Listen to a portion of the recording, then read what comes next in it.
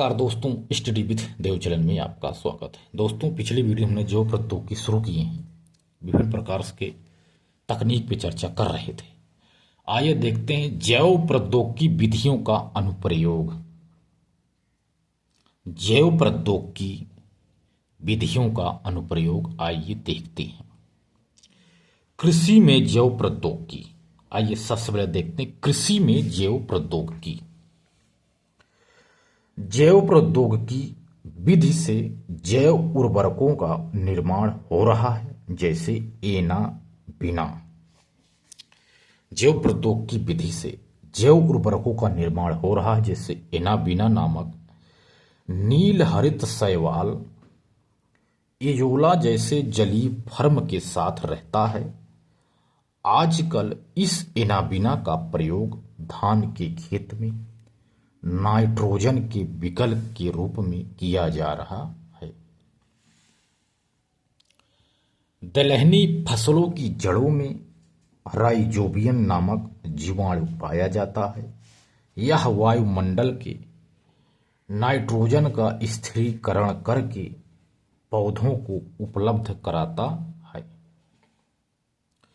Transgenic प्रौद्योगिकी से रोग प्रतिरोधक, अधिक उपज देने वाली और कम पानी चाहने वाली फसलें तैयार की जा रही हैं।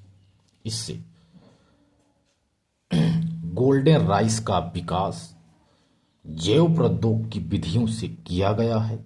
यह विटामिन ए और बीटा कैरोटीन से भरपूर है।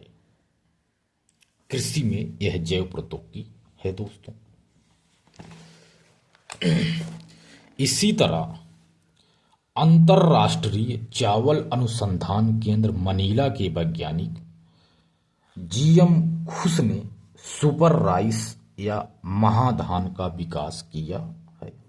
यह कृषि में जैव प्रौद्योगिकी दोस्तों हमने देखा, कृषि में जैव प्रौद्योगिकी। अब देखते हैं दोस्तों चिकित्सा में जैव प्रौद्योगिकी। चिकित्सा में जैव प्रौद्योगिकी, चिकित्सा में इंटरफेरान जैसी एंटीबायोटिक का विकास जैव प्रौद्योगिकी विधियों से हुआ है। यह ऐसी एंटीबायोटिक है जो वायरल रोगों पर भी काम करती है। चिकित्सा में जैव प्रौद्योगिकी का मतलब है इंटरफेरान जैसी एंटीबायोटिक का विकास जैव प्रौद्योगिकी विधियों से हुआ है। यह ऐसी एंटीबायोटिक है जो वायरल रोगों पर भी काम करती है। पहला पॉइंट है, हैदराबाद की संस्था शांता बायोटेक ने जैव प्रौद्योगिकी विधियों का प्रयोग करके हेपेटाइटिस के टीके का विकास किया है। हैदराबाद की संस्था शांता बायोटेक ने। दूसरा पॉइंट है जेनिको प्रौद्योगिकी। जेनिको प्रौद्योगिकी के माध्यम से गर्भ में पल रहे बच्चे के आनुवांशिक रोगों को पहचाना जा सकता है और इसके लिए जिम्मेदार जीन को निकालकर ऐसे आनुवांशिक रोग को ठीक भी किया जा सकता है। यह है जेनिको प्रौद्योगिकी। जीन गन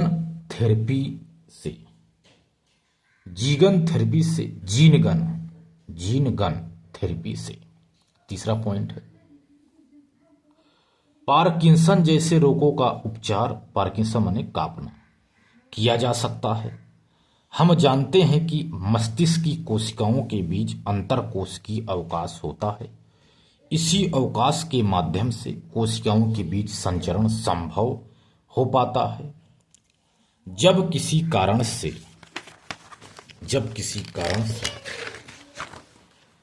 कोशिका के बीच यह संचरण बंद हो जाता है तो शरीर पर मस्तिष्क का नियंत्रण ढीला होने लगता है, जिससे हाथ पैर और शरीर कांपने लगता है। इसी को पार्किंसन रोग कहा जाता है। इस रोग को ठीक करने के लिए अंतरकोशिकीय अवकाश में जीन डाल दिया जाता है। इसी को जीन गन कहा जाता है। इससे कोशिकाओं के बीच संचरण होने लगता है और रोग ठीक हो जाता है। एक कोशिका है, कोशिका के बीच जो अवकाश है दोस्तों, इसी को कहते हैं अंतरकोशिकीय अवकाश। अगला पॉइंट है जीनोम परियोजना। जीनोम परियोजना के अंतर्गत शरीर में पाए जाने वाले सभी जीनों का मानचित्रण किया जा रहा है। जिस दिन यह मानचित्रण का कार्य पूरा हो जाएगा, उस दिन चिकित्सा क्षेत्र में बड़ी क्रांति आ जाएगी, क्योंकि हम रोग से संबंधित जीन को पहचान लेंगे और जेनेटिक इंजीनियरिंग विधियों का प्रयोग करके रोग को ठीक कर लेंगे। ह्यूमलिन यानी इंसुलिन, यह क्या है? ह्यूमलिन डायबिटीज की दवा है जो जैव प्रौद्योगिकी विधि से तैयार की गई है। ह्यूमलिन डायबिटीज की दवा है जो जैव प्रौद्योगिकी विधि से तैयार की गई है। अब देखते हैं दोस्तों, चिकित्सा के बाद पर्यावरण संरक्षण में जैव प्रौद्योगिकी। भारतीय मूल के वैज्ञानिक आनंद चक्रवर्ती ने तेल कारखाने वाले बैक्टीरिया का निर्माण किया है। इसका नाम सुपर बग रखा है। इसे मानव निर्मित पहला जीव कहा जा सकता है। यह समुद्र में फैले तेल को खा जाता है। इस तरह समुद्र को प्रदूषित होने से बचाता है। ये हो गया पर्यावरण संरक्षण में जैव प्रौद्योगिकी। अब देखते हैं उद्योगों में जैव प्रौद्योगिकी। जैव प्रौद्योगिकी विधियों से पेट्रोल के विकल्प के रूप में गैसोहॉल बनाया जा सकता है। गैसोहॉल में 90% पेट्रोल, 10% एल्कोहल। यह एल्कोहल गन्ने की खोई से बनाया जाता है। गैसोहॉल बनाने का कारखाना बरेली के आंवला में है। रतन जोत या जैट्रोफा के पौधों से बायोडीजल तैयार किया जाता है। ये हो गया उद्योगों में जैव प्रौद्योगिकी, यानी जैव प्रौद्योगिकी विधियों से पेट्रोल के विकल्प के रूप में गैसोहॉल बनाया जा रहा है। गैसोहॉल में 90% पेट्रोल, 10% एल्कोहल होता है। यह एल्कोहल गन्ने की खोई से बनाया जाता है। गैसोहॉल बनाने का कारखाना बरेली के आंवला में है। रतन जोत या जैट्रोफा के पौधों से बायोडीजल तैयार किया जा रहा है। अब देखते हैं दोस्तों जैव प्रौद्योगिकी से संबंधित संस्थाएं जो हैदराबाद में है। Central for cellular and molecular biology, Hyderabad में से डॉक्टर लालजी सिंह इसी संस्था से जुड़े थे। जैव प्रौद्योगिकी से संबंधित कुछ संस्थाएं हैं, ये हो गई। अगली संस्था है दोस्तों राष्ट्रीय कोशिका विज्ञान संस्थान पुणे,